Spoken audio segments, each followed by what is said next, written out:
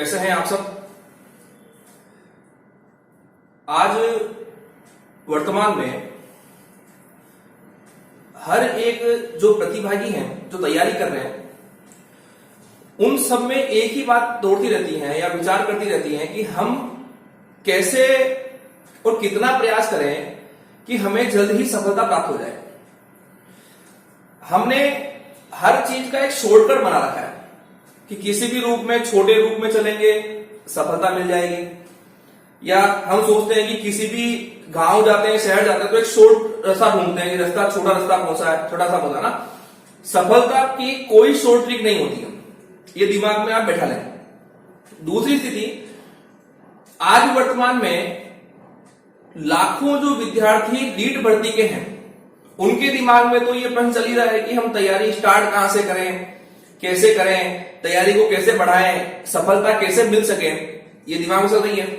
उनके अलावा भी हमारे कई प्रतिभागी हैं जो सब इंस्पेक्टर, पटवारी, ग्राम सेवक या अदर जितनी भर्तियां हैं उनकी तैयारी कर रहे हैं। उनके दिमाग में भी ये आता है कि हम कैसे करके एक सफलता प्राप्त कर सकें, जल्दी से वो पद हमें मिल जाए। और हर एक विद्यार्थी के मन में यही होता है कि हम सफलता को प्राप्त करने के लिए कैसे हम एक रास्ता निकालें, कैसी रणनीति बनाएं जिससे हमारी सफलता हमारे सुनिश्चित हो जाए। उसके लिए मैंने एक छोटा सा प्रयास किया है। अगर आप इन 5 बिंदुओं को आज ध्यान से सुनते हैं तो शायद हो सकता है कि हम एक क्रमबद्ध बनाते हुए तैयारी कर सकें। ठीक है, हमने पहला टॉपिक लिया आज कि रीट की तैयारी कैसे करें। तो इसमें एक चीज सोचते पहले कि रीट भर्ती के लिए सबसे पहले आप लोगों के पास में सिलेबस होना चाहिए। सिलेबस होना चाहिए। ब्लाइंड स्टडी कोई नहीं करेगा। ब्लाइंड स्टडी का मतलब है कि जिसमें हमने कॉपी किताब उठाई और पढ़ना शुरू कर दिया, ऐसा कोई नहीं करेगा। इसमें तैयारी करने के लिए एक रूपरेखा होती है। हमारे पास एक सिलेबस होना चाहिए। उस सिलेबस में नियत होना चाहिए कि हमारे टॉपिक कितने आ रहे हैं और उन टॉपिक के आधार पर कितने कितने अंक का प्रावधान किया गया है, हर इकाई से कितने प्रश्न आएंगे, उन रूपों में आपको स्टडी करनी है। दूसरी स्थिति, तैयारी करने के आधार पर हमें यह भी सोचना है कि इनमें हमारी जो पुस्तकें हैं वो पुस्तकें ऑथेंटिक होनी चाहिए, प्रामाणिक होनी चाहिए। ऐसा नहीं है कि जो बाजार में मिल रही है वो किताबें लेके आ गए, ऐसा नहीं। एनसीईआरटी या माध्यमिक शिक्षा बोर्ड की किताबों को ज्यादा से ज्यादा प्राथमिकता दें, उससे आप अपनी तैयारी को और अच्छी बना सकते हैं। और जब जितना हो सके आप सिलेबस को अपने पास रखें। सिलेबस अगर आपके पास नहीं रहेगा तो आप तैयारी को सुनिश्चित नहीं कर सकते। ठीक है। दूसरी स्थिति, यहां पर हमने कहा था कि प्रतियोगी परीक्षा में सफलता पाने के लिए कोचिंग करनी चाहिए कि नहीं करनी चाहिए। छोटी सी बात है, हर एक विद्यार्थी के मन में यह होता है कि हम कोचिंग करेंगे तो हम सफलता प्राप्त कर लेंगे। कुछ विद्यार्थी कहते हैं कि हम घर पर सेल्फ पढ़ेंगे तो सफलता प्राप्त कर लेंगे। मैं इतना सा कहूंगा कि अगर आप लोगों के मन में या जुनून है मुझे करना है, तो आप हर चीज को प्राप्त करने के लिए हर संभव कार्य कर सकते हैं। कोचिंग हमारा एक माध्यम है। माध्यम का मतलब है जैसे हम भगवान की, ईश्वर की भक्ति करना चाहते हैं लेकिन घर पर हमें वो माहौल नहीं मिल पा रहा है, हम उतना समय नहीं दे पा रहे हैं, तो हमारे लिए मंदिरों का निर्माण किया गया, मस्जिदों का निर्माण किया गया, किसी और अलग अलग धार्मिक स्थलों का निर्माण किया गया ताकि व्यक्ति वहां जाकर के उन धार्मिक कार्यों में संलग्न हो सके और ईश्वर की स्तुति कर सके। एक माध्यम हो गया। जैसे एक बॉडी बिल्डर है, उसको बॉडी बनानी है, वो घर पर नहीं कर सकता तो वो कहां जाएगा, जिम में जाएगा, वो उसका एक स्थान बना रखा है। उसी रूप में यहां पर हमने कहा कि सफलता के लिए कोचिंग जरूरी है या नहीं है, तो मैं कहता हूं कि जिन विद्यार्थियों को लगता है कि हमने आज तक कोचिंग नहीं की है, हमें नहीं पता है सिलेबस के बारे में, हमें स्टडी के बारे में नहीं पता है, हमें यह नहीं पता कि किस टॉपिक में कितना मटेरियल लिखा हुआ है, क्या पढ़ना है क्या नहीं पढ़ना है, तो उन सभी विद्यार्थियों को मैं कहता हूं कि उन लोगों को एक बार कोचिंग करनी चाहिए, जिससे उनको ये पता लग सके कि हमारे वास्तविकता रूप में सिलेबस में क्या क्या आने वाला है, कितने अंक लाने पर सिलेक्शन होगा, किस रूप में हम चयन के पास पहुंच सकते हैं, चयन ले सकते हैं, हमारे रूप में तैयारी कितने घंटे करने पर हमें नंबर मिलेगा। ये सारी चर्चाएं हमें यहां मिल सकती हैं। और इसमें क्या होगा कि जो विद्यार्थी आज तक नहीं पढ़ा है उनको नहीं पता है, तो उनकी एक क्रमबद्धता बन जाएगी कि रोजाना 5-6 घंटे कोचिंग पढ़ना है, 2-4 घंटे घर पढ़ना है, तो 8-9 घंटे स्टडी हो जाएगी, एक क्रम बन जाएगा। तो पहला रूप ये मानता हूं कि जिन्होंने आज तक कोचिंग नहीं की है उनको कोचिंग एक बार करनी चाहिए ताकि एक क्रम बन सके। तीसरा ये है कि घर पर हम तैयारी कैसे करें। तो घर पर तैयारी करने का एक ही आधार है कि आप लोगों को, जो मैंने पहले कहा था कि माध्यमिक शिक्षा बोर्ड की जो किताबें हैं उन किताबों में आपका जो सिलेबस है उन सिलेबस को पहले टच करें कि कौन कौन सा सिलेबस हमारे आने वाला है, और उनको अच्छे से आप वहां पढ़ना शुरू करें। लेकिन जब भी आप सेल्फ स्टडी करें तो सेल्फ स्टडी करते वक्त आप लोगों के पास एक नोटबुक और एक पेन जरूर होना चाहिए। कारण क्या है कि हम जब उस किताब को पढ़ रहे हैं तो उस दरमियान कोई भी इंपॉर्टेंट प्रश्न आया, इंपॉर्टेंट लाइन आई, तो हम उसको वहां अंडरलाइन ना करके हम क्या करें, उसको अंडरलाइन उस नोटबुक पे कर लेंगे, ताकि नेक्स्ट टाइम उस किताब को पढ़ने के बजाय हम उस नोटबुक को पढ़ करके हम एग्जाम में आराम से सफलता ला सकें। दूसरी स्थिति, कई बार हम लोग जो कोई पेपर देखते हैं, प्रश्न पेपर देखते हैं, कुछ और देखते हैं, तो उनमें कुछ इंपॉर्टेंट प्रश्न होते हैं जो लगता है कि बार बार रिपीट हो रही है। तो उन प्रश्नों को बार बार देखने के बजाय आप क्या करो, उनको आप लोग नोटबुक में नोट कर लो, ठीक है ना। एक चीज और है कि हमारे जो पिछले पेपर हुए हैं, जैसे कौन कौन से हुए हैं, एक तो 2011 में हुआ है, एक 2012 में हुआ है, एक 2015 में हुआ है और एक 2017 में हुआ है। ये 2 आर्टेड थे, 2 रीड थी, ध्यान रखना। ये क्या थे, 2 आर्टेड थी और ये 2 क्या थी, रीड थी। आप लोगों को एक काम करना है, इन चारों पेपरों को पहले बाहर निकालना है, उनको लेके आना है। यूट्यूब पे सर्च करो, पेपर लाओ, कुछ भी करो, उनको निकालो।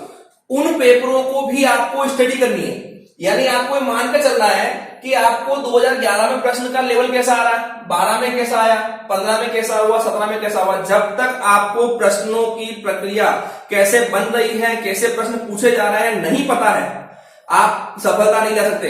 केवल किताबें पढ़ना ही सब कुछ नहीं होता है, उसके लिए एक रणनीति बनाना बहुत जरूरी होती है। युद्ध अगर होता है तो राजा सबसे पहले अपने मंत्रियों को इकट्ठा करके एक रणनीति बनाता है, एक चक्रव्यूह तैयार करता है कि कैसे हम बाहरी सेना जो आक्रमणकारी है उनसे कैसे बच सके। उनसे बचने के लिए ही आपके सामने ये 4 रूप बने हुए हैं। आपको पहले इनको भी देखना होगा कि ये प्रश्न कैसे बने हुए हैं, कैसे पूछे गए। 2017 में मनोविज्ञान इतनी टफ पूछी गई, टफ नहीं थी वो, केवल भाषा रूप बदल दिया गया। कारण क्या था, हम लोगों ने आज तक Thorndike, Pavlov, Skinner, simple thought जो थे, जो परिभाषाएं थी वही पढ़ी थी। लेकिन यहां क्या हुआ, उन्होंने वो प्रश्न पूछ लिए जो हमारे एग्जाम के रूप में, यानी मनोविज्ञान रूप में उतर गए, व्यवहार रूप में उतर गए। हर व्यक्ति उस रूप में प्रश्न का उत्तर अलग दे रहा है।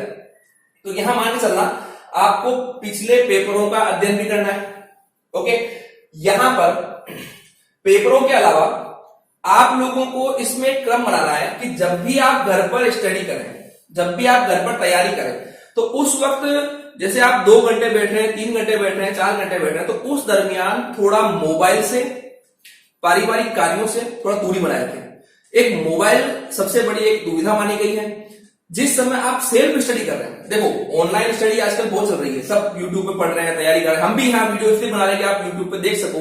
तो यहां मैं कह रहा हूं, अगर आप घर पर तैयारी करना चाहते हैं तो उसके लिए आप लोगों को मोबाइल से कुछ समय के लिए 2 घंटे, 3 घंटे, 4 घंटे के लिए दूरी बनानी होगी, जब तक कि आप पढ़ाई कर रहे हैं। एक चीज और है कि यहां पर जो एग्जाम से पहले, क्योंकि घर पर तैयारी करते करते हम लोग 5 घंटे पढ़ रहे हैं, 6 घंटे पढ़ रहे हैं, 7 घंटे पढ़ रहे हैं, क्या करें, तो एग्जाम जैसे होने वाला है उससे 2 से 3 महीने पहले आपको नियमितता बनानी है और कम से कम आपको याद रखें कि सफलता पाने के लिए कम से कम 10 से 12 घंटे, ध्यान रखना, कम से कम 10 से 12 घंटे स्टडी करनी है।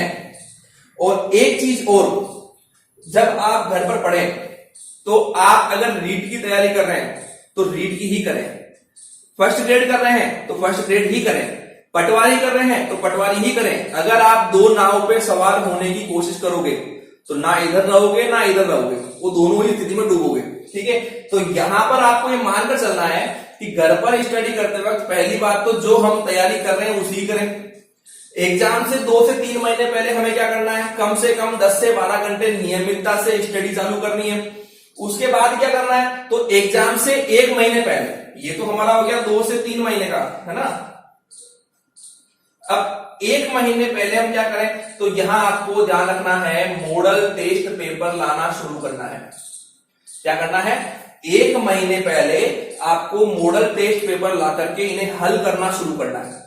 और ये मानकर चलना है कि हम जितने ज्यादा टेस्ट पेपर हल करेंगे उतना ही हम अपनी तैयारी को और अच्छी बनाएंगे। ध्यान रखना, ये तो हमारी घर पर तैयारी करने की रूपरेखा होगी। अब यह आता है कि रीट परीक्षा में 120 प्लस अंक प्राप्त कैसे करें।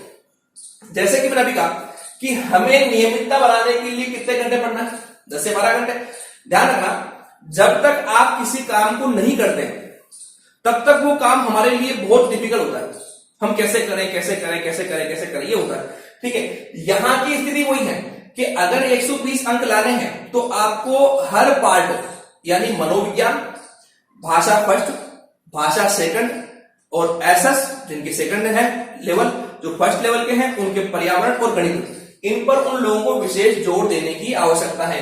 ये 120 अंक कब होंगे, जब आप लोगों का जो सिलेबस है वो अपने सेल्फ तैयारी के अकॉर्डिंग कम से कम 2 बार और अधिक से अधिक 3 बार, सेल्फ स्टडी में कम से कम 2 बार, अधिक से अधिक 3 बार। अगर आप कोचिंग कर रहे हैं तो कोचिंग में 1 बार होगा, प्लस आप सेल्फ स्टडी कर रहे हैं तो सिलेबस कम से कम 2 से 3 बार कंप्लीट होना चाहिए। उसके बाद आप लोगों को मॉडल टेस्ट पेपर हल करने हैं।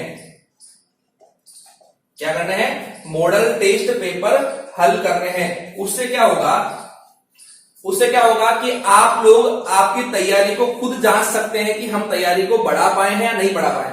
ध्यान रखना, इन 2-3 महीनों में मॉडल टेस्ट पेपर नहीं पढ़ने, जो 2-3 बार तैयारी करोगे ये लास्ट वाले महीने में कवर करना है। और अगर आपने इन दोनों को मिला करके ये कंप्लीट किया और इन्हीं मॉडल टेस्ट पेपर के साथ में आपने ये 4 पेपर जो है ऊपर इनको भी तैयार कर लिया तो आपको इससे प्लस जाने से कोई नहीं रोक सकता। और दूसरी स्थिति, आप लोगों को सकारात्मक सोच तो रखनी पड़ेगी कि मैं कर लूंगा। अगर आपके मन में यह आता है कि यार मैं तैयारी नहीं कर पाऊंगा, सफलता मुझे नहीं मिल सकती है, मैं मेरे जीवन में कुछ नहीं कर सकता हूं, अगर आपके मन में नेगेटिव थॉट है, नकारात्मक विचार है, तो आप अपने जीवन में कुछ नहीं कर सकते हैं। ये ध्यान रखना, ये आपको सफलता पाने के लिए सबसे पहले तो पॉजिटिव थिंकिंग वाला बनना होगा। ठीक है, दूसरी स्थिति, जो आपका सिलेबस है वो कम से कम कितनी बार कवर होना चाहिए, 2 से 3 बार। अब कईयों के दिमाग में आता है कि सर गाइड कौन सी लाए। देखो, कोचिंग में हम तैयारी कर रहे हैं तो ठीक, अच्छी बात, कोई दिक्कत नहीं, वहां टीचर पढ़ा रहे हैं, तैयारी करा रहे हैं, ठीक है ना। लेकिन यहां जब हम सेल्फ स्टडी करेंगे तो सेल्फ स्टडी करते वक्त आप लोगों के पास में एक गाइड होनी चाहिए। ध्यान रखना, एक गाइड होनी चाहिए। अब वो कौन सी हो, कैसी हो, वो चर्चा मैं नहीं करूंगा, लेकिन यहां पर एक ऑथेंटिक गाइड आपके पास होनी चाहिए, संपूर्ण पाठ्यक्रम को मिलाते हुए। उस गाइड को कम से कम आपको कितनी बार पढ़ना है, 2 से 3 बार। अगर समय है तो आप 2 गाइड पढ़ने के बाद में कुछ और विशेष पुस्तकें, जैसे मैं गाइड हूं तो आप जैसे माध्यमिक शिक्षा बोर्ड की हो गई, 9वीं 10वीं या 9वीं 10वीं की हो गई, 6 से लेकर 10 तक का लेवल हो गया, उनको तैयार करो। अगर आप ये अच्छे से तैयार कर लेंगे तो ये मानकर चलो कि हम लोग आसानी से 120 प्लस अंक लेकर निकल जाएंगे। लेकिन ध्यान रखना, केवल सोचने और कहने मात्र से कुछ नहीं होगा, करना होगा। सोचना और कहना 2 अलग थिंकिंग होती है। ध्यान रखना कि अगर किसी व्यक्ति को टेंशन है तो उसकी रात की नींद भी उड़ जाएगी कि मुझे पढ़ाई करनी है, सफलता लानी है, कुछ भी करना, मुझे नंबर लाना है। अगर टेंशन नहीं है तो आप कुछ भी नहीं कर सकते। अगर आप 10-12 घंटे नाम सुनते ही अगर आप होश उड़ गए हो कि हम इतने घंटे स्टडी होती है क्या, अगर ये होश उड़ गए हो तो मान के चलना कि हम कगार पर नहीं है। लेकिन जो व्यक्ति 10 से 12 घंटे स्टडी कर सकता है वो मानकर चले कि हम सफलता को लेकर आएंगे। अब ये मानकर चलो कि एक दुकान पर काम करने वाले व्यक्ति को, एक फैक्ट्री में काम करने वाले व्यक्ति को रोजमर्रा की आमदनी कमाने के लिए 12-12, 15-15 घंटे काम करना होता है, तब जाकर के वो आमदनी कमाता है और अपने परिवार को चलाता है। आप अपने जीवन में सफलता पाने के लिए अगर 10 से 12 घंटे नहीं निकाल सकते हैं तो मैं मानता हूं ऐसा कुछ भी नहीं है। क्योंकि जीवन में सफल होने के लिए अपने आप को जलाना होता है, तपाना होता है, लगना चाहिए सेल्फ स्टडी में कि भाई मैं खाना पीना सोना उठना बैठना मिलना जुलना सब भूल चुका हूं, तब मानना कि मैं स्टडी कर रहा हूं और मैं उसके लिए तैयार हो चुका हूं, सफलता लूंगा। और ध्यान रखना, किसी भी प्रकार की सफलता को पाने के लिए, उस भर्ती परीक्षा के लिए या उस सफलता के लिए पागल होना पड़ता है। उसके लिए पागल का मतलब है कि पीछे लगना पड़ता है कि नहीं उसका सिलेबस क्या होगा, तैयारी कैसे करेंगे, क्या करना है, एनी टाइम दिमाग में। रात को सोते भी हैं तो सपना भी उसी का आना चाहिए कि मैं इस रूप में तैयारी करूंगा, मैं नंबर लेके आऊंगा। ये बात कब होगी, जब आप तब जाकर के 120 प्लस नंबर लेके आएंगे। अगर ऐसी कोई थिंकिंग आपके दिमाग में नहीं है, अगर आप कोई चीज जो मैं बता रहा हूं पूरी नहीं कर रहे हैं, तो आप दिमाग से निकाल लें कि हम 120 प्लस नंबर लेके आएंगे। ध्यान रखना ये। अब ये है लास्ट हमारा पॉइंट कि सफलता का मंत्र क्या है। देखो, हर एक बंदा कहता है कि सर कुछ ऐसी ट्रिक बताओ कि जल्दी याद हो जाए। शॉर्ट ट्रिक क्या होगी, शॉर्ट ट्रिक क्या होगी। मैं आपसे कहता हूं कि किसी भी प्रकार की सफलता को पाने के लिए कोई शॉर्ट ट्रिक नहीं होती है, कोई शॉर्ट ट्रिक नहीं होती है। केवल मन में एक विश्वास होता है कि मैं अपने जीवन में वो सब कुछ कर सकता हूं जो मुझे करना है। अगर ये मन में विश्वास है तो हर एक कार्य आप कर सकते हो। लेकिन अगर आपके मन में आपको विश्वास नहीं है कि मैं क्या करना चाहता हूं क्या नहीं, तो ये भूल जाओ कि हम अपने जीवन में सफलता प्राप्त करेंगे। एक से सुनना, इस विश्वास पे ही एक छोटी सी कहानी बनी हुई है। एक गांव में एक सन्यासी थे जो नदी के एक किनारे तपस्या कर रहे थे। दूसरी स्थिति, उसी नदी के दूसरे किनारे एक परिवार रहता था जिसमें पति पत्नी और उसकी गुड़िया तीनों रहते थे।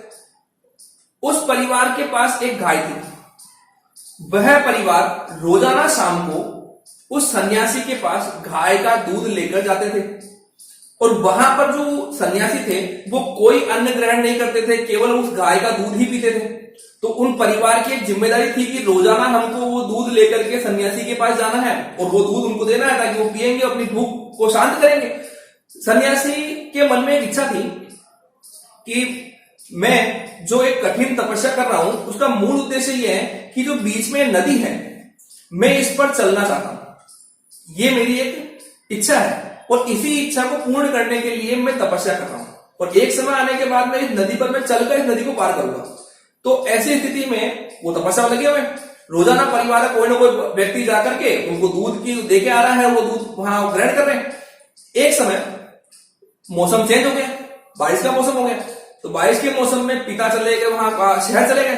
अब माँ और बेटी दोनों घर में अकेली है।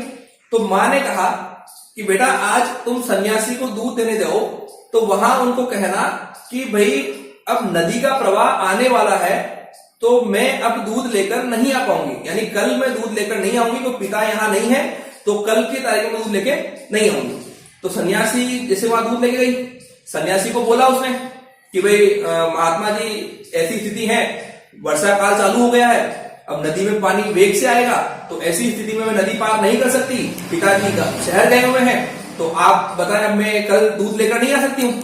तो सन्यासी ने कहा कि बेटा मैं तुम्हें एक मंत्र देता हूं, अगर ये मंत्र तुम्हें याद हो गया तो तुम इस मंत्र को बोलते बोलते इस नदी को पार करते हुए मेरे पास आ सकती हो, यानी उस नदी पे ऊपर चलकर आ सकती हो। जो सन्यासी ये कह रहा था कि मैं उस नदी पर चलने के लिए तपस्या कर रहा हूं, उसने उस बुढ़िया को क्या कहा कि मैं तुम्हें एक मंत्र दे रहा हूं, उस मंत्र को सुन करके तुम उस बोलते बोलते उस मंत्र को तुम नदी पर चलते चलते उस नदी को पार कर सकती हो और तुम मेरे पास आ सकती हो। अगले दिन वैसा ही हुआ, बारिश हो रही बहुत तेज, बारिश के साथ ही वहां पर नदी का वेग चालू हो गया। तो लड़की की मां ने कहा बेटा आज मत जा, नदी का वेग तेज है। तो बेटी ने कहा कि नहीं, महात्मा जी ने मुझे एक मंत्र दिया है और मैं उस मंत्र के सारे नदी को पार कर लूंगी और मैं आराम से चलकर जाऊंगी, महाराज जी को दूध पिलाकर वापस आ जाऊंगी। तो उस कंडीशन में उस लड़की को विश्वास था कि ये मंत्र मेरे को कारगर होगा और मैं इस मंत्र को बोलते बोलते नदी को पार कर जाऊंगी। और हुआ भी वैसा, वो लड़की मंत्र बोलती गई नदी पर चलते चलते चलते चलते वो सन्यासी के पास पहुंच गई। सन्यासी ने देखा तो वो तो भौचक्के रह गया कि यार जिस तपस्या को प्राप्त करने के लिए मैंने जिस लक्ष्य को प्राप्त करने की तपस्या की है वो तो आज मेरे आंखों के सामने पूरा हो गया, यानी ये मंत्र मेरा कारगर हो गया। उन्होंने फिर उसी बच्चे को कहा कि भाई इसी मंत्र को बोलते बोलते तुम घर चले जाओ। उन्होंने फिर देखा कि बच्ची चली गई, तो वहां पर उस महात्मा को ये प्राउड हो गया, गर्व हो गया कि भाई मेरे द्वारा जो दिया गया मंत्र है वो सफलता के लिए तैयार हो चुका है, अब मैं भी इस नदी को पार कर सकता हूं। तो जैसे ही महात्मा जी उतरे, नदी के पास पहुंचे और उन्होंने वो मंत्र बोल करके जैसे ही नदी में पैर रखा तो वो उस नदी के वेग के साथ ही डूबकर बह गए। पता वैसा क्यों हुआ? कारण केवल इतना, उस लड़की को उस मंत्र पर पूर्ण विश्वास था कि मैं इस मंत्र को बोलते हुए उस वहां लक्ष्य तक पहुंच जाऊंगी, लेकिन महात्मा को स्वयं अपने मंत्र पर विश्वास नहीं था। अगर आप लोगों को भी अपनी तैयारी पर पूर्ण विश्वास है तब तो आप लक्ष्य को प्राप्त कर लेंगे। अगर आप तैयारी कर रहे हैं और आपको अपने ऊपर ही विश्वास नहीं है तो आप जीवन में कभी भी सफलता प्राप्त नहीं कर सकते। जैसे वो सन्यासी नदी में डूबकर बह गया, उसी प्रकार आपकी भी स्थिति होगी, क्योंकि कितनी भी तैयारी कर लो, कठिन तपस्या कर लो, लेकिन मन में अगर विश्वास नहीं है तो आप जीवन में कुछ नहीं कर सकते। इसी के साथ मेरे आज जो ये 5 मैंने बिंदुओं आपको बताए हैं, इन 5 बिंदुओं का केवल एक ही उद्देश्य है कि हम हमारी तैयारी को कैसे और उचित बनाएं, कैसे और ऊपर लेकर जाएं, सफलता के नजदीक कैसे पहुंचे, ये मेरी इस बात का उद्देश्य था। इस बात को आप ध्यान से सुनना, अपने सभी मिलने वालों लोगों को शेयर करना, इन्हें देखने के बाद मुझे कमेंट करना, शेयर करना, और जिन लोगों ने अभी तक भी वीडियो को देख रहे हैं और सब्सक्राइब नहीं किया है वो सब्सक्राइब जरूर करना, ठीक है। और जो मैंने बिंदु बताए हैं उनको अपने दिमाग में आज बैठा लेना। Okay, thank you.